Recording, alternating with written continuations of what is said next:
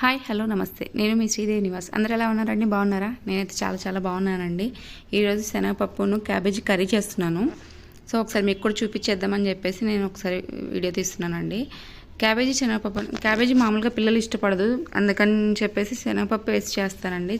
Taste చాలా బాగుంటుంది, పిల్లలు కూడా మంచిగా ఇష్టంగా తింటారండి. సో ఒకసారి మీరు కూడా ట్రై చేయండి. క్యాబేజీని చిన్న చిన్న పీసెస్గా కట్ చేసుకోవాలండి. పెద్దగా కట్ చేసుకుంటే అవి తొందరగా మగ్గవు, కాబట్టి చిన్నగా కట్ చేసుకోండి. వీటి కోసం ముందుగానే ఒక హాఫ్ అన్ అవర్ ముందే శనగపప్పు నానబెట్టుకోండి. శనగపప్పు బాగా నానితేనే కర్రీ అనేది టేస్ట్గా ఉంటుంది, లేకపోతే అది పలుకులుగా తగులుతూ ఉంటుందండి.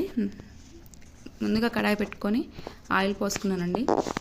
అందులోకి ఎండుమిర్చి, జీలకర్ర, కొంచెం పచ్చెనపప్పు వేస్తున్నాను. ఆల్రెడీ నానబెట్టుకొని పక్క పెట్టుకున్నాం కాబట్టి ఇందులో కొంచెమే వేస్తున్నాను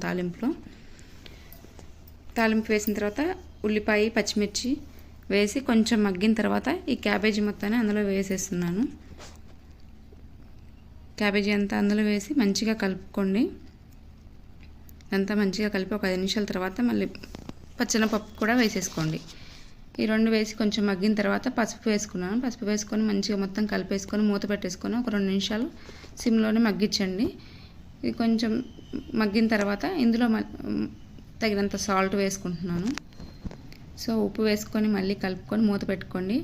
ఒక 5 నిమిషాల సేపు మగ్గిన తర్వాత దీని మొత్తం మంచిగా మగ్గిన తర్వాత ఇప్పుడు కారం వేసుకుంటున్నానండి. చూడండి మంచిగా మగ్గిపోయింది కదా. సో ఈ స్టేజ్లో మనం కారం వేసేసుకుందాం. తగినంత కారం వేసుకొని ఒక 2 నిమిషాలు మూత పెట్టుకొని మగ్గించేసుకోండి. అంతే ఫ్రెండ్స్, చాలా బాగుంటుంది. ఒకసారి తప్పకుండా ట్రై చేయండి. Okay, bye.